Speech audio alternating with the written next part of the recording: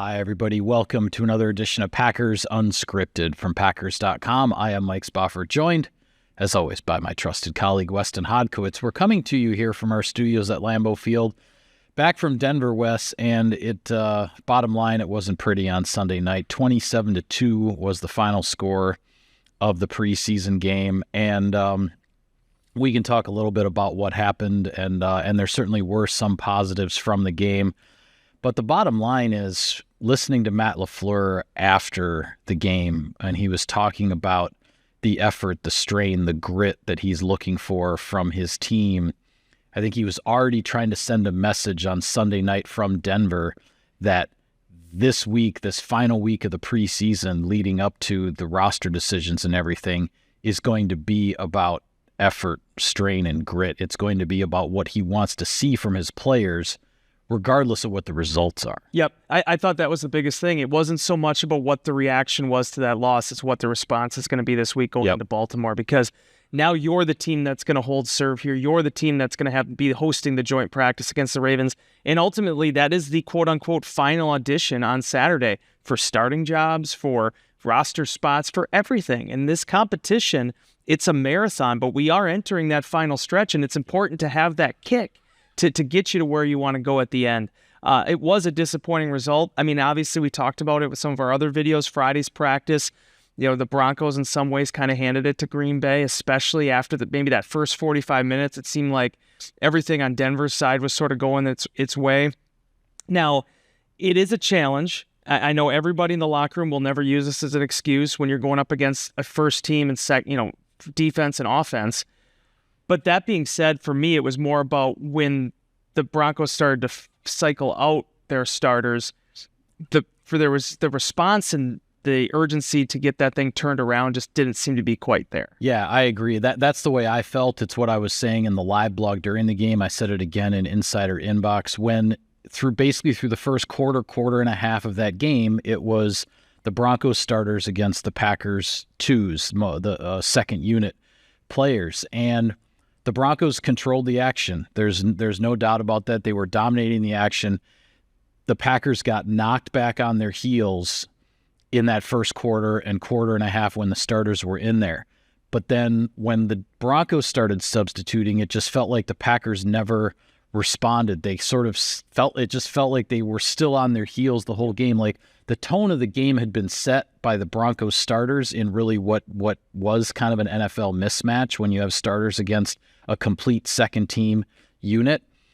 But the Packers were never able to change that tone. They were never able to alter what was going on, even when it became more of a quote unquote fair fight with 2s against 2s or 3s against 3s, particularly on the offensive side of the ball. I thought after the initial 10-0 spurt by Bo Nix and Denver's starting offense, after that, I thought the Packers defense actually did okay, because really the only points they gave up the rest of the game were on short fields after turnovers, turnover on downs. There was the interception. There was the fumble on the strip sack. So I thought the Packers defense held up decently well after Denver starters left the game. There were some missed tackles. They allowed some third down conversions I'm sure they'd like to have back. But on balance, that was all right. It was, whether it was Sean Clifford at quarterback or Michael Pratt, no matter who was in there on the offensive line, the running game just never really got going. There was never anything consistently established there. Some missed throws. We heard after the game some poorly run routes. So it wasn't just on one guy. And Matt LaFleur made sure to say that the offensive struggles were not entirely on the quarterbacks. He wasn't excusing the quarterbacks, but to say that it was all because of those guys would not be accurate.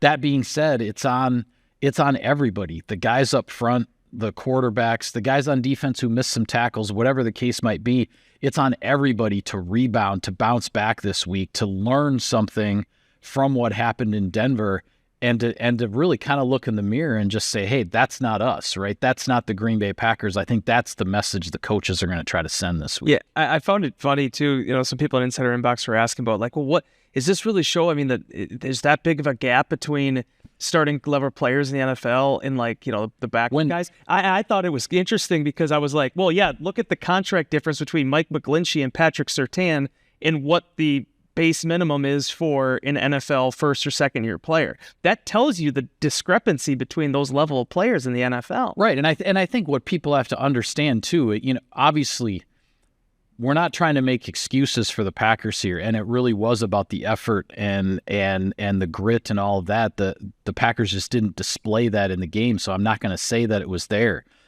But when everybody's getting all worked up and crazy about just where the Packers' depth is, if starters go down and whatnot, you have to understand it was an entire unit of backups that was on the field, not just like one player here or there that needs to be substituted for. It was an entire unit of backups against an entire unit of starters for a quarter to a quarter and a half. That's going to be a mismatch in this league no matter who you're up against. I'm sorry, and the Packers decided that they were more interested in protecting their starters from the risk of injury and using this game, regardless of how the Broncos wanted to play it, using this game as an evaluation tool to decide who's going to make this team, who do they feel can help them, can contribute somewhere down the road, who individually will be ready to step in for somebody else if the need arises down the road, which it will at some point. Very different situations, too, where the Denver Broncos are at home. I think there's a big difference between if you're hosting those joint practices and I totally agree. We were talking about that when we were out in Denver. We've seen it.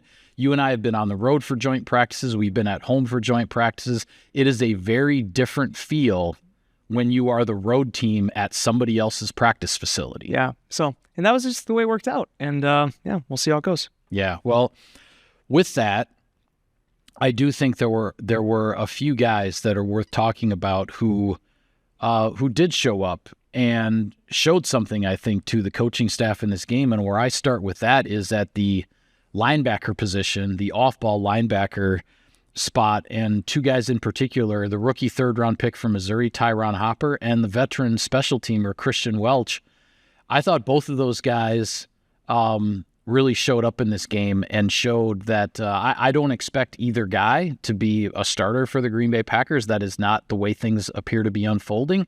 But I think both of those guys showed that if they get called upon, they're going to step in and play. Well, first off, looking at Christian Welch, I mean, this is a guy that has been in the National Football League for 4 years now. He has cut his teeth mostly on special teams, but he knows better than anybody with the route that he took and kind of coming the long way. You need to be able to maximize your minutes in the preseason. You have to have big plays on defense to kind of, show yourself. I mean, there's a reason why he went so hard to that loose fumble against Cleveland. There's a reason why he jumped as high as anybody on the field to get after that interception in the second half. Both plays getting off to a better start, I thought, really helped propel the Packers defense toward a better performance in the second half with the way that they performed. But then on the other side of it, you have Tyron Hopper, who unfortunately had the ankle injury crop up on him, has not been out there. And even when he was, you had Edgerrin Cooper, so he was kind of like the Tucker Kraft to the Luke Musgrave a little bit, where he's not getting all those number one reps and all that type of stuff. Well, this game, Mike, he was able to be the Mike for it for most of the second half. And being able to get those reps and not come out with 11 tackles, was it flawless? No. Are there things to learn from? Yes. But you have to be able to learn those things. And the Green Bay Packers, if you remember this, when they first drafted Hopper, they said, this is a guy, we really like his upside, we like his explosiveness, we think he's going to be a good football player. But they also talked about how he could be a contributor too on special teams. Yeah. Well, now he's lined up both defensively and on special teams against a guy that has quite literally carved out a career for himself in that phase as well. So talking to Hopper a little bit about that afterwards and just the working with Welch and what that's done for him. Hopper obviously is a third-round pick. 99.9% is on this 53-man roster. Welch doesn't have that type of security right now. Yeah. But he's proving once again why he's been able to stay in the league as long as he has and just exactly the type of value he provides to the Packers as one of those depth linebackers. Yeah, when Hopper was drafted in the third round, that second night of the draft, the phrase that stuck out to me when we heard from Brian Gutekunst in talking about him is, in reviewing his film and why they liked him, they referred to his stopping power. And So a guy like that comes into your program, but all through, OTAs, mini camp, there's no pads. It's, there isn't the level of physical contact. We were going to have to wait until we saw him. And even in training camp, you don't really get to see that because it's all thud and tagging off and whatnot. We were going to have to wait to a preseason game to see the actual stopping power of Tyron Hopper in action. And he missed the first preseason game in Cleveland. Well, in this game against Denver, he was out there, and you saw what Brian Gutekunst was talking about when he said stopping power, because when Tyron Hopper hit the running back in the hole, the momentum of the ball carrier was stopped. And there you can't coach that kind of thing in a football player. It's his style of play. It's the body type. It's how he uses his body and his leverage. And I thought it was pretty impressive. Like you just said, was it a perfect performance? By no means. There are going to be things that he's going to look at on the film and go, okay, yeah, I can do this better. I can do that better. The coaches are going to work with him on that. But Tyron Hopper, in his first preseason game as a Green Bay Packer, he came as advertised. That's what we were told, the type of player that he was, and I thought he showed up in that fashion. Absolutely, and now has that opportunity going into Baltimore. Probably will play quite a bit, you would imagine, as well. I would imagine so. And the other thing, too, is you've had a chance to talk to him before as well. It's so weird to me when people would look at these numbers with these guys, like him and Cooper both coming out of college, and it's like, oh, they're right around the 230 mark. Boy, Michael, I don't know what it was like covered in an NFL locker room in 1995, or when you had the Winston Moss type, linebackers out there. But I do not think Tyron Hopper is small. Like just his length, his size, the way he carries his weight. I mean, these are real supreme premier athletes that we're dealing with. And if you can stand up to a 220-pound running back in the hole with that frame, boy, I think you really got a chance, because it also is going to be what helps you in the coverage aspect of it as well. Yeah, absolutely. Well, we saw the Packers continue to try to figure some things out on the offensive line, working different guys at tackle. We saw, again, Sean Ryan, Jacob Monk, guys like that, working at the interior spots. It wasn't a good performance by the Packers offensive line, and I'm no expert by any means. I haven't gone over all the film, frame by frame or play by play or anything like that. But I'm sure with what happened out there, especially against Denver's starting defense, that the Packers have some film to evaluate to sort things out here in terms of, and there's still a week to go. Nothing has been 100% set in stone yet.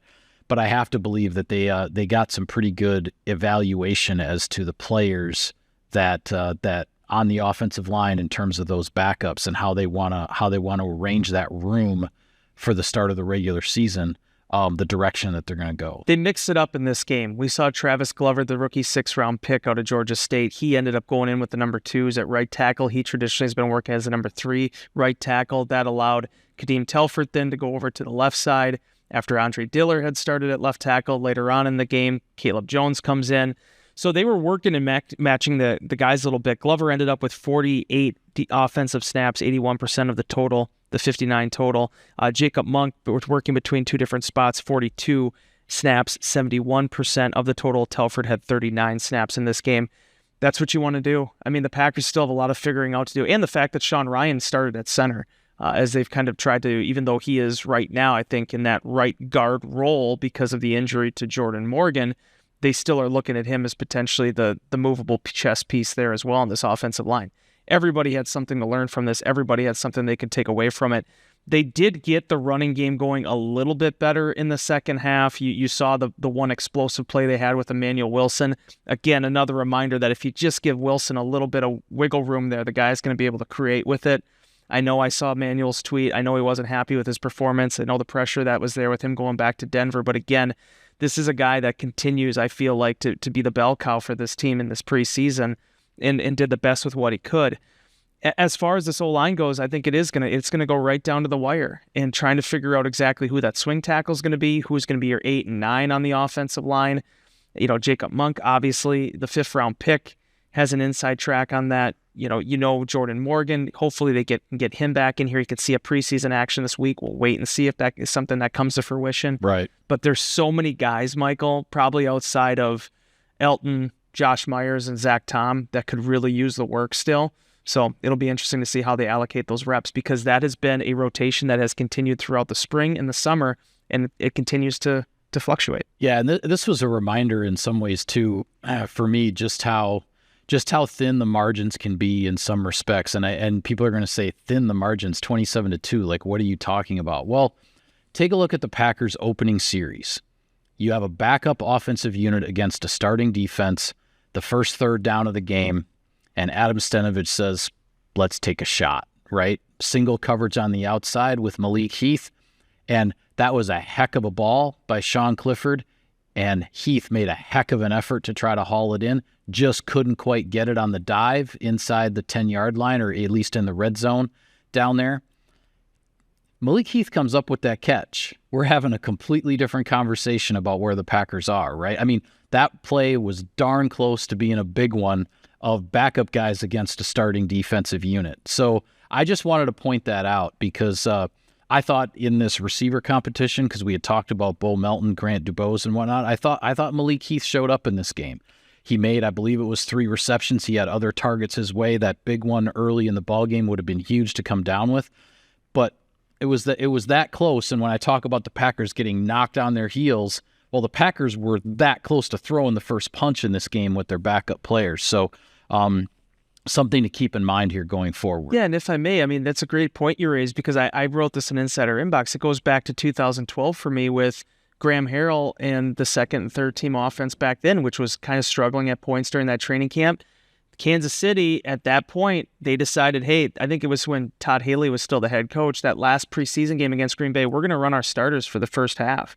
So Graham Harrell and the backup offensive line, they had to go up against that, and Harrell was almost perfect in the first half, and that's what solidified himself. Right. It's the opportunity. It's what presented to you. Everybody understands that's how it goes. And I talked to Tyler Davis about this after the game, and kind of lamenting how everything went. He said, listen, all of our second-team guys, most of these guys have played in NFL games. Most of these guys have seen this type of competition before. We have to be able to reach that challenge. And now, however it shuffles out this week, Matt LaFleur said afterwards he isn't exactly sure at the time in which we're taping this how he's going to allocate this last preseason game, who's going to be available, who won't be.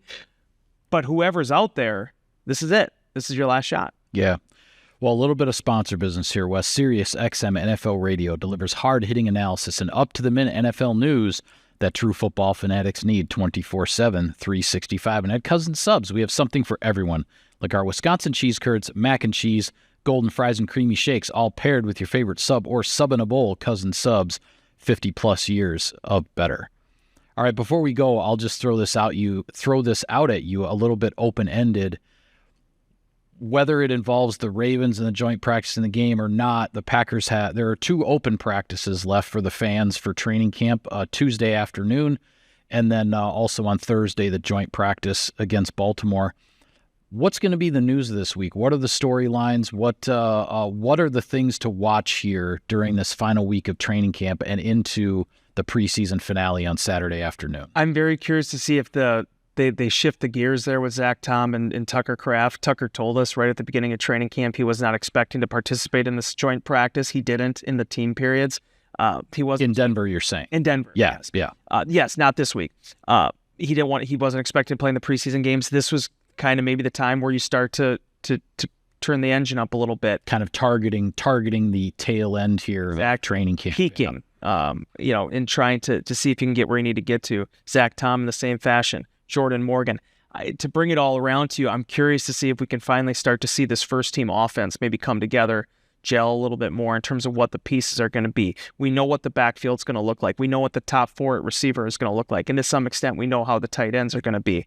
But what is that offensive line going to see? How is those dominoes finally going to just settle? What's that going to be? And offensively, can we start to feel where this unit is going to go? They were so hot at the end of last season, and this is a new team, a new year, a new challenge, and there has been 8 months of film that teams have been studying on Jordan Love now, trying to have their counter to what he's doing.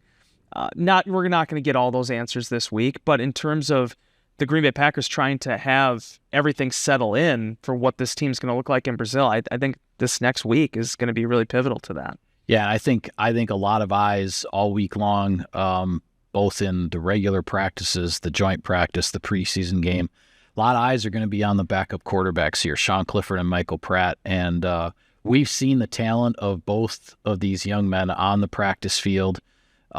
We saw it in, the game in Cleveland. We saw it in preseason games last year with Clifford when he was a rookie. So the Packers know what they have. I think this week becomes, maybe in terms of the spotlight, with those guys, this week becomes about how do they respond to what happened in Denver. Neither guy is happy with how things went.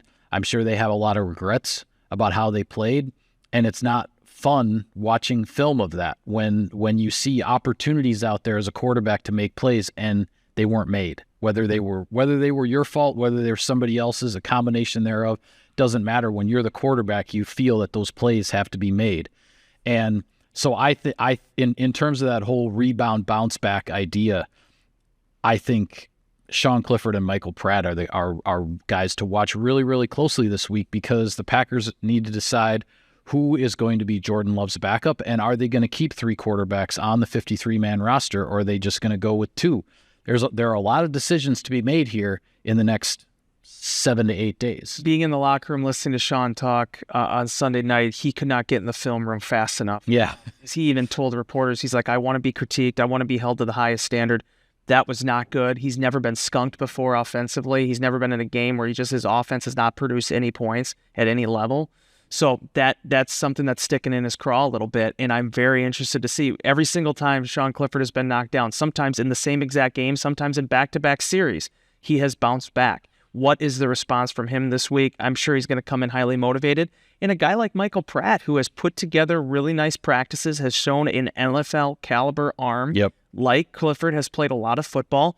What his final statement is going to be this week is going to be critical, because that ties into this receiving battle. It ties into what happens on the offensive line. There's so many domino effects that go with the quarterback play. Yep. So many guys, you think about Malik Heath last year. Well, Malik Heath's case for a roster spot was somewhat buoyed by what Sean Clifford was doing in those games. So that's going to be really critical. And defensively, this joint practice will be very interesting once we get to it, because it's going to be a Lamar Jackson. It's going to be a very untraditional, unconventional offense compared to what Green Bay usually sees in the NFC North, and how Jeff Hafley's system is going to be tested by that, how the defensive front's responsibilities and roles, how that's going to be tested in this. I think we're going to learn a lot, and it'll be fun to actually have this thing back in Green Bay. By the time we got done in Denver, Michael, I felt like I'd been there for a month. So I'm excited to be in Green Bay. We spent a long time in Denver to do that in August. The other one, and yes, there are backup positions, roster spots to get sorted out, but the other high profile competition, of course, going on, to which there has not been an answer delivered yet, is at kicker.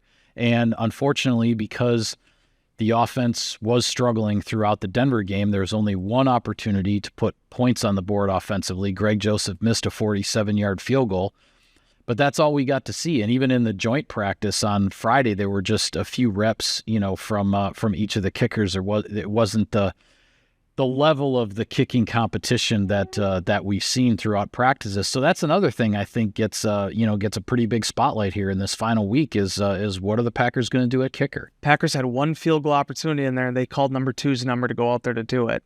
This has been a back and forth battle. There's been times where I felt like Joseph had the lead, and there's been times where Carlson's pulled himself back out front. Yep. Obviously, Alex Hale is still on the roster as well, the kicker they signed a couple weeks ago. So the Packers are in a position right now where they've seen how critical it is to have that position locked down and to feel confident in who your guy is going to be. Much like a lot of these battles, it's been going on since April. I mean, it just has been a continuous daily grind. Who's going to be the one that responds to that? These practices probably are going to be very, very interesting to watch. You got one more week here to make your statement, and also who gets the opportunities in that game against Baltimore. This is the position battle that I think everybody has had at the top of their list, honestly, because of how things ended last season. Because no question. Having, Mason Crosby for 16 years and just even during Mason's down spots, there never was a thing where it was like, okay, well, he's competing against a Greg Joseph. It never came to that. They never had a 5th or 6th year guy in here going up against him. It's always was Mason against, an undrafted guy or somebody that could be a potential long-term person, developmental prospect. Yeah. Now it is a real legitimate competition between guys that have kicked in the National Football League. And again, we're entering that final turn, and the horses are still pretty close. Yeah, exactly. The answer has not been delivered. With that, we'll call it a wrap on this edition of Packers Unscripted. On our next show, we will look ahead even more to that joint practice with the Ravens, the preseason finale against the Ravens. So continue to follow all of our coverage of Packers training camp. We will have it all for you on Packers.com. For Wes, I am Mike. Thank you for tuning in, everybody. We will see you next time.